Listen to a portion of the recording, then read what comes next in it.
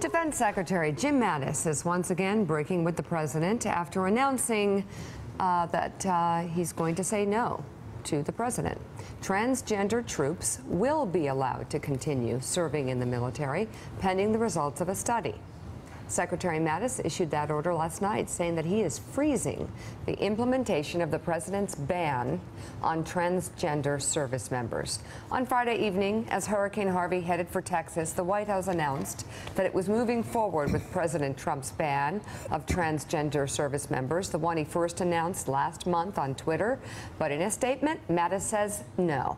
He says in part this: our focus must always be on what is best for the military's combat effectiveness, leading to victory on the battlefield. Carol Lee, this is quite unusual, isn't it? Yes, it's very unusual. It's kind of like we were talking about, we were discussing the president's reaction because it was unusual. This, Secretary of Defense telling a president, thank you so much for your input. Right. We will take it under advisement as we decide what to do with our armed forces. Right, but the whole way this policy has been rolled out was unusual. Remember, it was the tweet, and then they went back and looked at it, and then the White House had this announcement, and now Mattis is stepping in. There's a sense that Mattis is being a little freer and, feels like he can challenge the president a little bit more. The oath. Well, this is... And, well, the it follows order, the hold the line comment that he made. So the president's second order did give Mattis the discretion to implement this policy. And given the whole way this was rolled out, first with the tweet, which came out of nowhere, and then with the second policy, and now with Mattis's announcement, I have to wonder if this was kind of the point. Orchestrated. That the second stage of it was intended to back up the president's tweet and give him the chance to say, look, I did it. But he didn't really want to do it. No, he gave it to Mattis. Yeah, no one has accused General Mattis of being a dumb man, nor has anyone ever accused him of not obeying orders, going up and down the chain of command. So what Nick says makes a lot of sense. Donald Trump saying, I really don't want to do this. I got to throw red meat to the crazies at my base. Why don't you give me some cover here? Yeah, well, I'm not sure whether or not Donald Trump really doesn't want to do this, because he's taken to communicating almost exclusively to his base of supporters, this fringe of the Republican Party. No, feeding them very, very well. They're quite plump right now on right-wing stoogery. But at the same Isn't time, this thinking too hard this is for not. the president? No, but at the same time, Donald Trump also said, "I'm going to be the most progressive guy when it comes to, rights for, and he went down the laundry list. So I don't know that that's what he wants to do, even if he wants to feed the red meat to his base. Yeah, I think in his heart, who can know this president? That is the correct way to finish that sentence. I mean, he's a guy from New York. You were about to say, in his heart, I think this. Then you were like, yeah, no. I can't speak. We saw.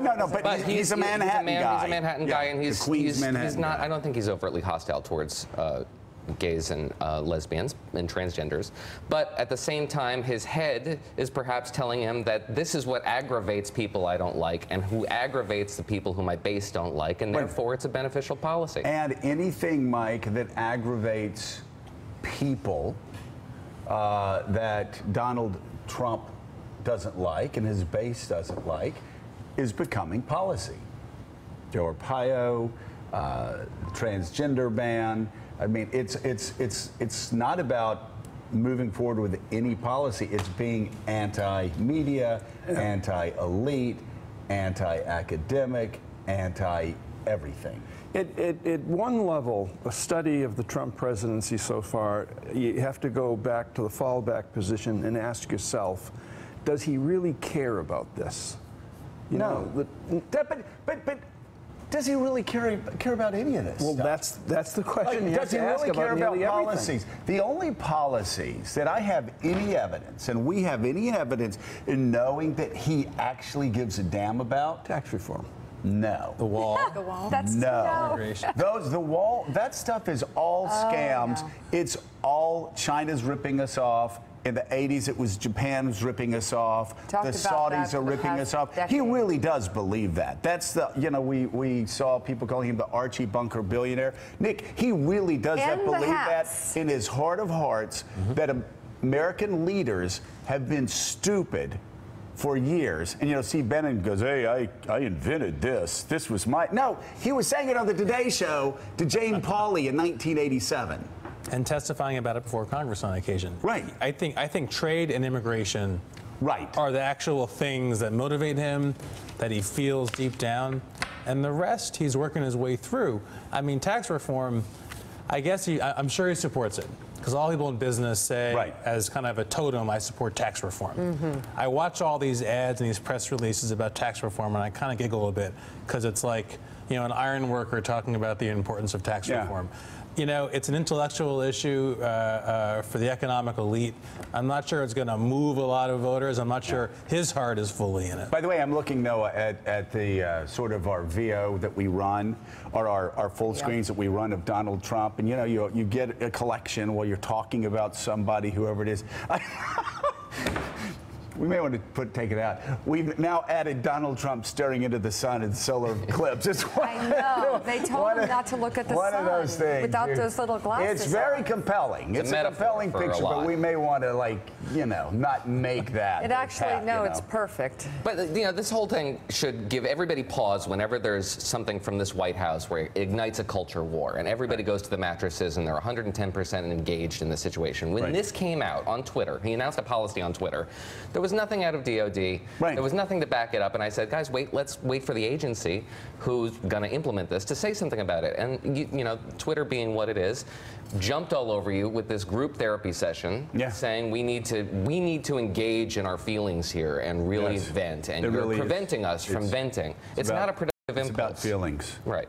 Well, it's about nothing outrage. more than feelings. It's about outrage, and that's what they want. The reaction is often the point of the provocation, I think, with this president and his supporters. They want to get you outraged. That is what he's delivering. And by the way, this really is, if you think about it that way, if you frame it that way, Mike Barnicle, this is Donald Trump's presidency is the perfect conclusion to 30 years of politics as blood sport, politics as outrage.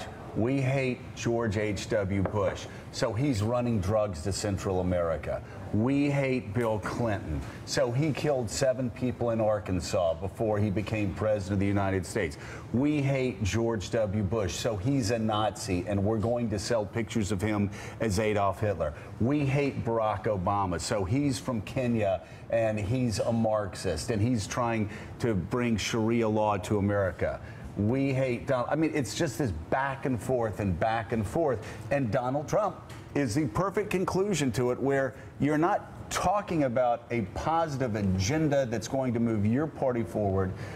You're just knocking down everybody that's not in your tribe. Well, I'm all tribal. Hopefully he's the conclusion of it, but I mean, the jury is out on that. But if you have the time and or the temperament to measure what you've just been talking about, the roots of this perhaps are located in Newt Gingrich's rise. Oh, I put it well before that. Well, okay, but I mean... you won't like this, but I mean, if I had to think of a time where we crossed a corner, I've said it before, it was when Ted Kennedy went onto the floor and said that Robert Bork's America is an America of back alley abortions, et cetera, et cetera, et cetera. I couldn't believe what I was saying. I look at it that way. Democrats will look at it as something that Nixon did. That's certainly a part of it. To be fair, that's certainly a part of it. But what Newt Gingrich did was he took elections and made them not just a contest to defeat your opponent, but to destroy your opponent. Just to destroy him as a person or her as a person. And alongside that, you have Donald Trump, whose every appearance over the past 30 years on national television, local television, on a street corner has been, everybody in Washington's getting played. I never get played. I'm a big boy. I'm smarter than them. Ooh, I don't know if he's saying that now. I've got to say, again, for kids at home that want to try this at home, I would recommend you don't do it, because while there's a lot of snap, crackle, and pop, and you'll get some people cheering for you, it's the 33% solution.